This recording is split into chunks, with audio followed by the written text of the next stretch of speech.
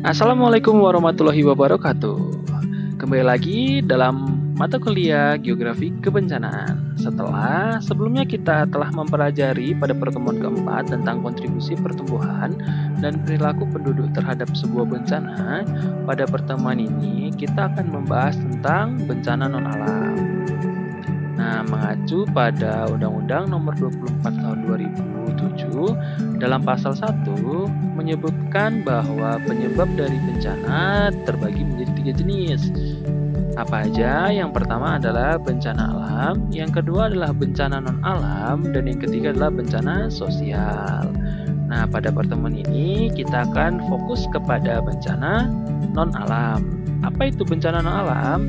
Singkatnya, bencana non-alam adalah bencana yang diakibatkan oleh gagal modernisasi atau gagal teknologi ataupun wabah penyakit yang tidak ada kaitannya atau tidak disebabkan seutuhnya oleh alam, melainkan dari kegagalan sebuah teknologi ataupun kegagalan dari beberapa yang telah dibuat oleh manusia. Nah, itulah karena dia tidak ada kaitannya dengan alam, oleh karena itu disebut bencana non-alam.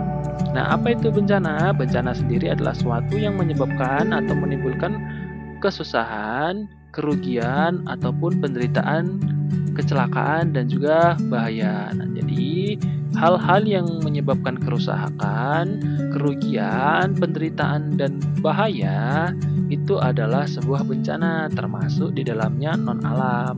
Seperti itu. Nah, apa aja faktornya? Ada 5 faktor yang menyebabkan terjadinya bencana non-alam. Ya, yang pertama itu kelalaian manusia.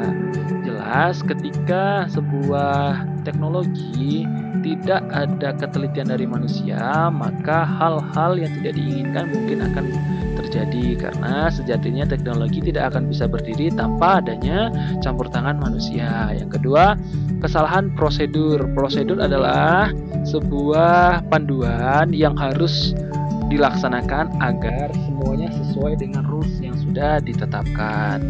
Yang ketiga, ada keserakahan dan kelalaian perusahaan. Yang keempat, kemiskinan dan kepadatan kependudukan. Yang terakhir ada konflik sosial dan juga tindak kriminalitas.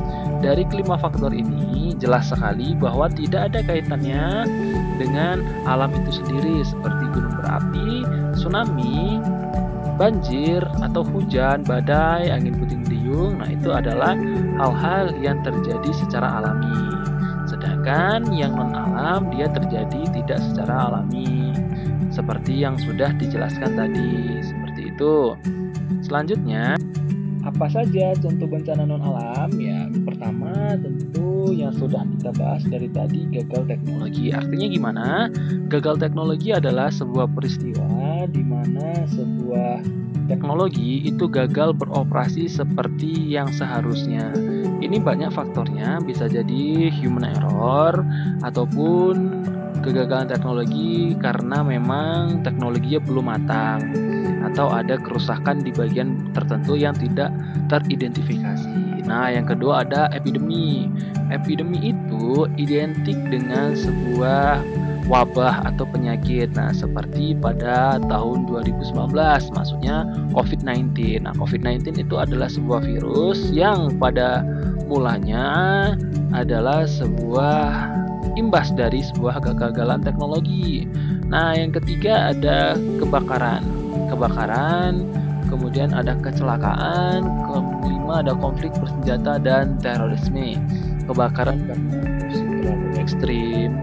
Nah, kemudian ada pula yang membuang puntung rokok dengan sembarangan. Kemudian ada kecelakaan yang tidak memperhatikan rambu-rambu lalu lintas. Yang kelima, konflik bersenjata dan terorisme itu biasanya dilakukan oleh orang-orang yang tidak memiliki integritas terhadap bangsa. Nah, sehingga dia menyelesaikan masalah dengan cara kontak senjata, apalagi terorisme. Seperti itu. Oke, selanjutnya adalah contoh bencana non-alam. Nah, ini bisa dilihat ya pada gambar ini. Bencana non-alam itu kecelakaan mobil, di mana kecelakaan mobil biasanya terjadi karena jalanan licin atau mobil mengalami malfungsi. Kemudian ada terorisme. Nah, terorisme itu sendiri adalah tindakan yang melanggar aturan atau norma-norma yang berlaku di sebuah negara. Nah, terorisme biasanya terjadi ketika ada orang-orang yang tidak puas terhadap sesuatu, misalkan terhadap pemerintah, makanya dia memberontak. Itulah sebuah terorisme. Jadi, upaya mitigasi apa yang diperlukan untuk mengantisipasi dan juga untuk mengatasi dari bencana non-alam? Nah, yang pertama itu ada yang namanya mitigasi struktural. Apa itu?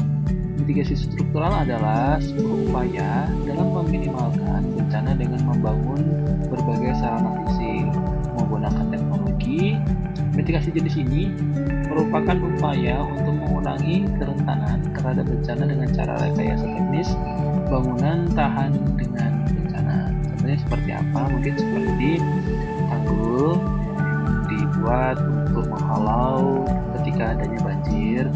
Nah, kalau di desa itu biasanya dinamakan dengan donjong. Nah, seperti itu. Selanjutnya ada yang namanya mitigasi non-struktural. Mitigasi bencana non-struktural adalah jenis mitigasi yang dilakukan selain dengan pembangunan prasarana fisik.